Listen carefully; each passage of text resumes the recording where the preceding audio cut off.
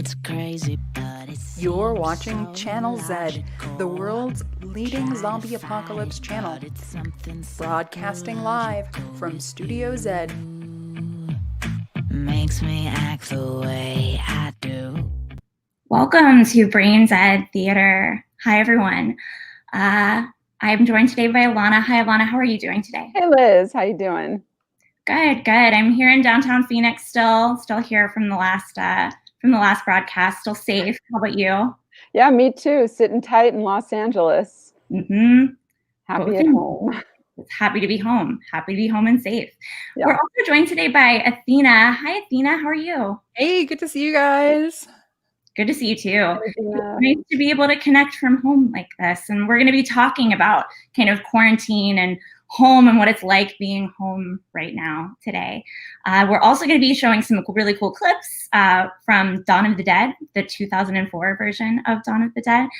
Before I get into an introduction, is there anything that you guys would like to say about today, or maybe what you want to talk about, or what we hope to kind of get off our chests today?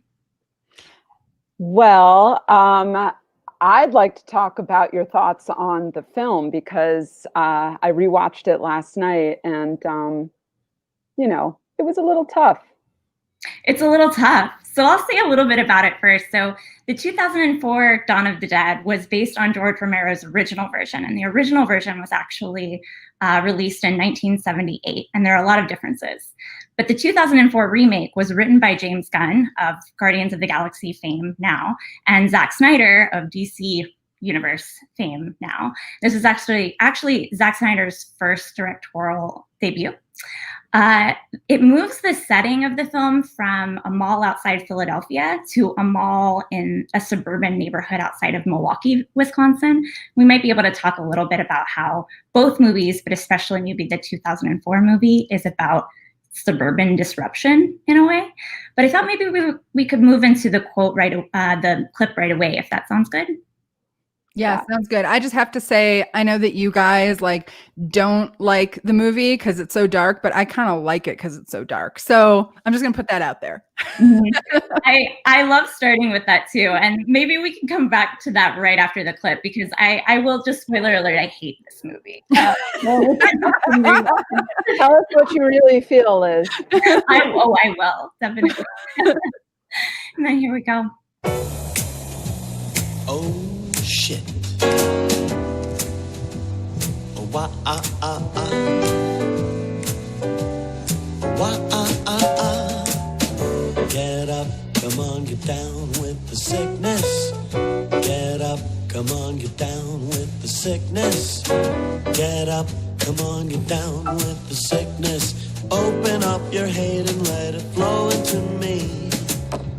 Get up, come on, get down with the sickness. You mother, get up, come on, get down with the sickness. You fucker, get up, come on, get down with the sickness.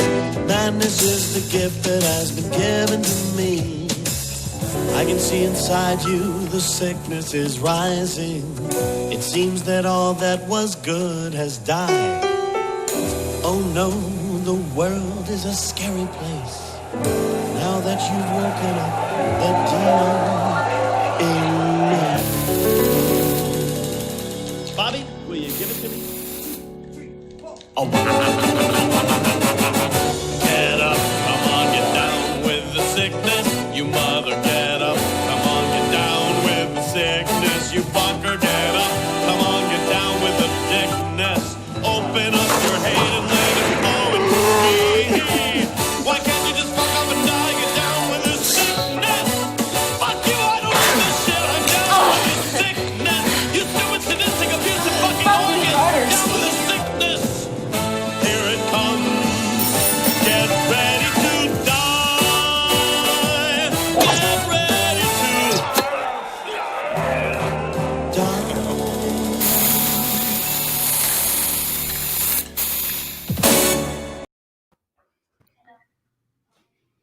So it's kind of great watching that clip back in particular because I think it's a lot of things that we wanted to talk about today, and maybe it has a lot of things in it that some of us are doing in quarantine or while we physically isolate from others.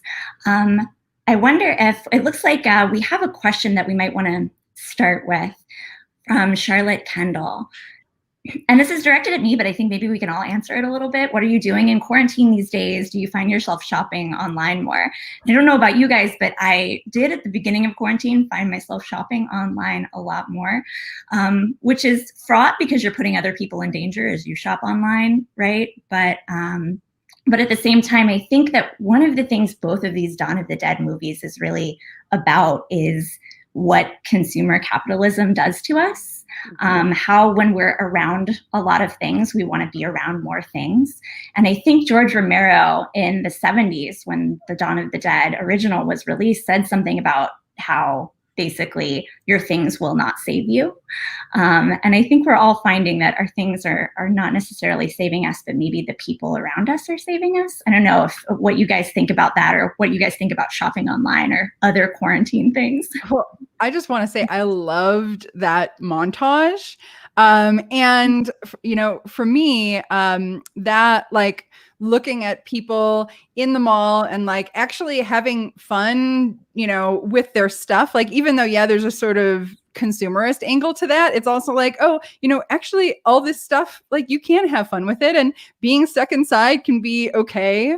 So for me, it was really kind of current, like, because I watched this first in quarantine, like when we were in lockdown, and I was like, no, like that feels kind of familiar. Like, yeah, I'm going online and buying stuff so then I can like hang out in my house and like do stuff with stuff. And so like, I think there's a positive side to it, which is like that, that we often like buy stuff and don't even enjoy it. But with quarantine, maybe we are like, I got a ukulele and like didn't really do anything with it. And then quarantine happened and it's like, oh, I'm actually using it, right? And having fun with it. So I think there's a positive side to it also. Well, also, when you think about what consumption is and consumer consumption, so much of it is often the act of shopping is what gets people that little buzz in their head. And they're like, oh, I'm acquiring something. And that's, the whole notion behind collections and what toy makers do. They're like, let's not just release one doll, let's release a collection, because part of it's the sport of acquiring. But with quarantine, perhaps we're taking these objects and actually using them. And for the first time, we're actually like, oh, this item serves a purpose. It's not just this item I'm collecting, much like our characters in the film. They're actually like, okay, we are passing the time, and they're truly stuck there. So they're like, I'm going to stay in shape. I'm going to play chess. I'm going to, it takes on a different meaning. I love that too. And before we move on to a question, I want to say really quickly what I think is so important about this montage, and I'm starting to like it a little bit more, Athena. Thank you. Maybe we'll see. But what I love is that there are so many moments of connection in it, right? So there's the characters watching TV together, right? Even though there isn't live TV, right, anymore. There's characters even across a distance, and this will become important later, maybe in the later clip. Let's talk about Andy. No, let's talk about Andy. We'll see Andy again. But Andy is so far removed from the group. He's on a roof across a sea of zombies, and yet they're still finding ways to connect. That seems important. Yeah, I love the whiteboards, right? Because there's this sea of zombies between them. Andy, he is on the roof of the gun shop that I guess he owns, right? Mm-hmm. And you have this friendship develop over this sea of zombies, right? And it like so represents like creating connection even when there is a pandemic that is separating people. So I love that. And I also love the primitive texting, right? The like holding up the whiteboard. Like it reminded me a little bit of like, there's like other movies where you have like two people and their like houses are next to each other and they're like sending each other messages. Yeah. Like that doesn't happen anymore because we have texting and you can get on your computer, but there's something kind of romantic about that. And I know that they weren't doing a bromance thing there, but it is like romantic in like the, like the sense, the deeper sense of romantic, even if it's not a bromance. So Friendships can be romantic, right? Yeah, and I think that connection is important. And I think connection right now is important. I don't know if anyone else in quarantine is writing letters to their friends, but I definitely am. So sending letters in the mail right now. But I wonder if now this is a good time to kind of transition into maybe some other clips that we have from TikTok, because there's a lot of people that are also using this opportunity to kind of be creative about creating things. And TikTok is a platform right now in which they're doing that. Yeah, and I love this question or this comment from Neil. He said, "Scared but bored." Sounds familiar. Yeah, I think that's the general feel of things right now. And we're going to see that in this clip. I'm excited to share it. Okay, I'm bored in the house and I'm in the house bored. Bored in the house and I'm in the house bored. Bored in the motherfucker in the house bored and I'm bored in the motherfucker in the house bored. Bored in the house, bored in the house bored. Bored in the house, bored in the house bored. I'm bored in the motherfucker in the house bored. And just so that stays in your head, we have one more version of it. Okay, I'm bored in the house and I'm in the house bored. Bored in the house and I'm in the house bored. Bored in the motherfucker in the house bored and I'm bored in the motherfucker in the house bored. Bored in the house, bored in the house bored. Bored in the house, bored in the house bored. I'm bored in the motherfucker in the house. So those are two of my favorite TikToks. Are either of you by any chance also on TikTok a lot during the zombie apocalypse? I found that it was one of the first things I found that was new that I did. And I just love kind of engaging in the creativity and like seeing the expression of all the feelings that we're feeling right now. And those two seem to really get at it. Yeah, I kind of learned about TikTok I mean, I knew about it, but I hadn't really gone on and really engaged with it. But right as quarantine happened, I started, looking at these videos, and people were making so many creative things like about what they were doing in their own homes to entertain themselves. And so that's kind of when I got my introduction to it. And then my daughter, who's 15, has been like all over TikTok, and like before going to bed, she's like, "Mom, can I show you some TikTok?" So I have like a TikTok curator in my house. So she's been showing me some of the choice TikToks, and I really like those bored in the house ones. That first one that you showed is like the original, originator of that bored in the house and I'm in the house bored, which went totally viral. So, and one of the things I think I love so much about that original is it almost immediately spawned with the creator, who I think his first name is Curtis. I can't remember his last name. It might be Curtis Roach. In that first TikTok, Tyga actually picked up on how popular that video went, and they formed a partnership. So now Curtis, because of that TikTok, has this kind of amazing career ahead of him of creating beats, right? Which is I think an interesting thing to think of in this moment. We can create relationships like we saw in the first clip, right? With our, but creative partnerships. There's something about this restlessness that we're all feeling in quarantine is allowing us to reach out to people and be creative in ways that maybe we just didn't do before. Does that sound familiar to any of y'all?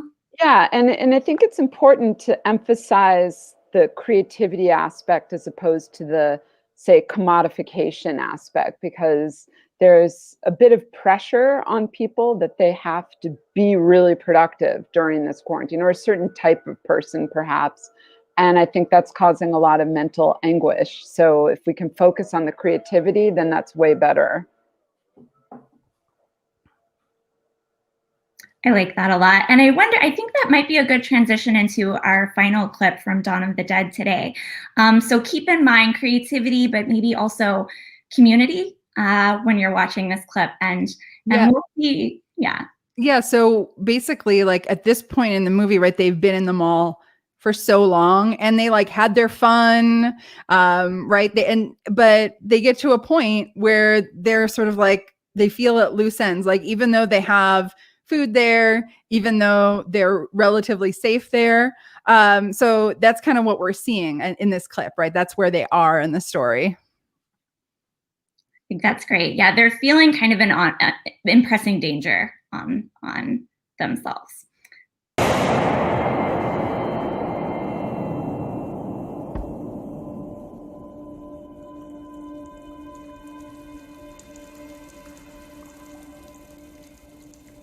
been to a lot of funerals, folded the flag and given it to a lot of wives and fathers and kids.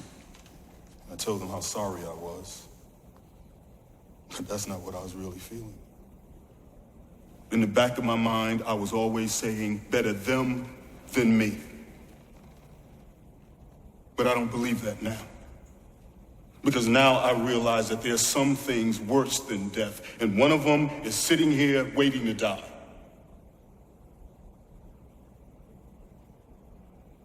I don't want to die here.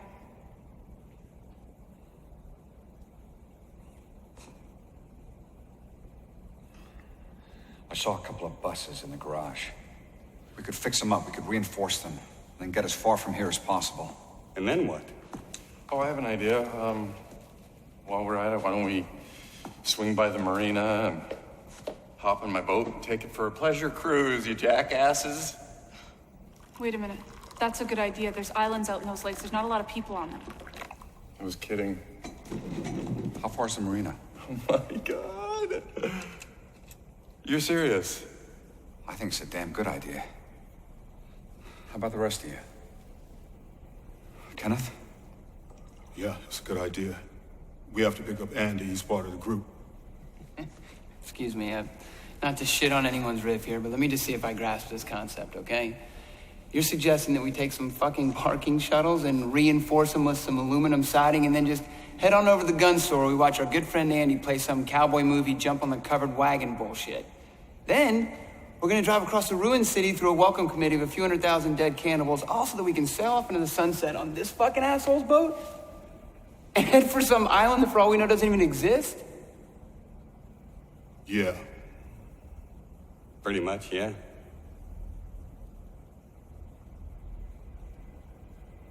Yeah. Okay. I'm in.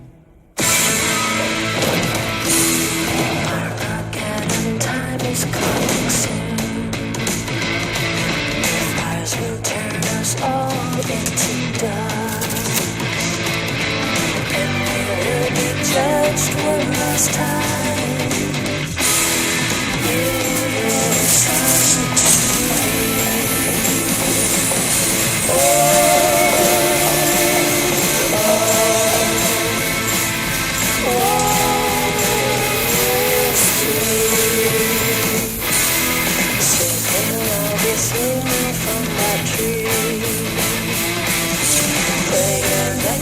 when the road gets tall. Pray your mother isn't there to see.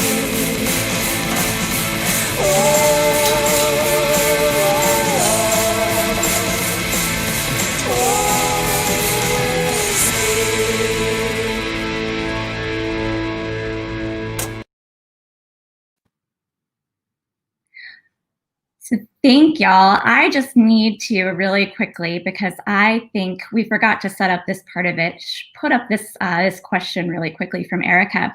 So what about the zombie baby? We're not going to gloss over that part of the movie, but we do think maybe, or especially I think the less said about the zombie baby, the better. But it is one of the things that leads the characters into the scene. I think it's the first time that they're really challenged internally by an internal kind of attention in the quarantine pod that they're in. So I wanted to be sure to cover that first. How do y'all feel about that clip, or maybe zombie baby? Well, I'll gloss over the zombie baby. Sorry, Erica. So I feel like if we're going to try to talk about, breaking quarantine and leaving the safe space of our home, much like they leave the mall, I actually feel like them leaving the mall is a righteous move, and it's an empowering move over their destiny, as opposed to, say, the restlessness and, oh, I'm bored and I'm going to go to that house party, or I'm going to go to some illegal indoor bar now in our quarantine. So it's hard for me to really make that comparison, because I feel like what they did is really okay compared to what people are doing now and spreading the disease in our own apocalypse right now. And I think, so we have this question from David, and I do want to cover it, right? So is the moral of this movie that I should stop wearing a mask? I don't think so. But again, I am a person that doesn't like this movie. But no, I don't think so, because I think that they make this decision in part because of that character, Andy, that we saw in the first clip. They are separated from that character, and that character is part of their community. So in a way, they are still staying in their pod, right? Still staying in their quarantine pod that's protecting each other.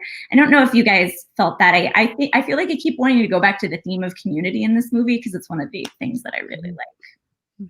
So my feeling about this scene is not one that they're being righteous or that, you know, they're taking control of their fate, but really that they're being dumbasses, because like they're safe, like in the mall, they have the resources they need, you know, they're not getting attacked by zombies constantly. And, you know, at least in a real zombie apocalypse, eventually the zombies would run out of resources, run out of food, and they would die. So you just need to wait it out. Now, I know that like this was, you know, fictional, and somehow, you know, in this fictional zombie apocalypse, zombies can last forever, but that's just not a realistic zombie apocalypse scenario. In any realistic zombie apocalypse scenario, you have ecological constraints. And once the food runs out for the zombies, they will die unless they have some other way of sustaining themselves. Like, I don't know, you know, if they discover other ways of living other than off human flesh, then maybe they could stick around indefinitely. But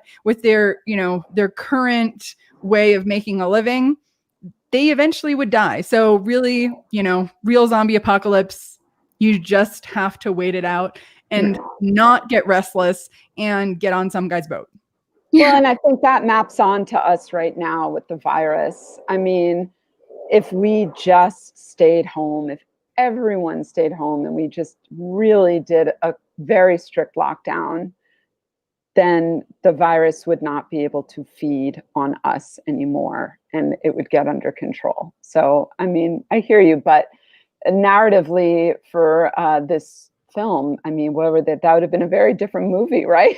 Like they had to leave for action. I do object to the ending. I thought it was just incredibly bleak.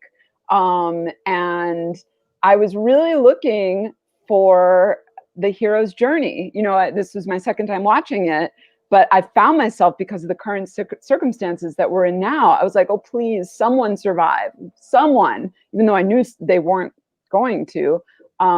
And I feel like now maybe people engaging in narrative and in movies, maybe we need this hero's journey, and we need a successful hero's journey, a happy ending, because things in reality, you know, we don't know what's happening right now. Yeah. And I think maybe that's one of the reasons why I have a problem with this film as well, and I maybe always have, is that there is less hope. And I feel like we do all need a little bit of hope right now. And to that end, one of the things that we've identified that we like about this movie is creativity, right? The creativity that comes out, and maybe the creativity of these TikToks and what we're feeling right now, right? And we have a question from Erica, or a comment from Erica, and I think it's really important. I love how the access of downtime and restlessness leads to the need to create.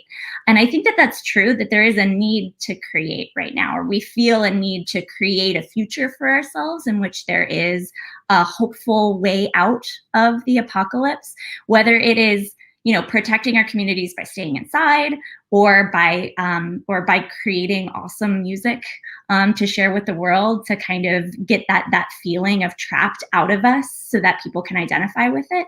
And I wonder if there's something that you guys are doing right now that is a creative outlet, that is that takes advantage of the restlessness we're feeling. Well, I kind of want to connect that to some of my thoughts about the movie, because, you know, I'm more on the side of like, even though it's really dark and the end is bleak, like I still really liked it. And I liked that, you know, they're willing to just have everybody die at the end. Spoiler alert, if you haven't seen it, you shouldn't be watching this yet, unless you never want to watch it.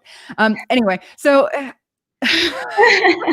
So I like that because I think it kind of forces me as the watcher to go back in time with the movie and be like, okay, well, is there a moment where they went wrong? And for me, what I land on is that decision to leave because of a hope that was not well grounded in knowledge about the outside world. Right? They didn't really think through what it would take to be viable outside of the space that they had that was safe. Even if they got to the island, they didn't think through, well, how are they going to make sure that they have water that is not salty? How are they going to, or well, I guess they were in a lake, so maybe they, that was all right. But like, how are they going to get food? They had a bunch of food, right, where they were. So it made me think back to, okay, where did this go wrong? And they did have this creativity, right, that they were kind of needing to express, and they ended up expressing that through creating these vehicles, right, that were all reinforced. Well, what if instead of that, they had put that creativity towards, how can they make the mall a place where they feel like they can thrive more? Like maybe start some aquaculture, or figure out like what other resources they have at the mall that can give them more of that feeling of creating instead of just consuming. So that's kind of, for me, like when it got to the end of the movie, it made me rewind to that moment where they make that decision to leave and kind of rethink, well, what would have been a better outlet for that creativity? I think that's good, and that's really true. And again, a reason why maybe I don't hate the film as much as I thought I did, but I think I'm still a little, maybe still a little frustrated with it. And I think maybe this question from David, let's go ahead and maybe this will be the last thing we discuss. So have they completed their journey by accepting the risk of death? And this leads to something that this movie always makes me think about, or has since I saw it in 2004, right? Is what would you risk your life for?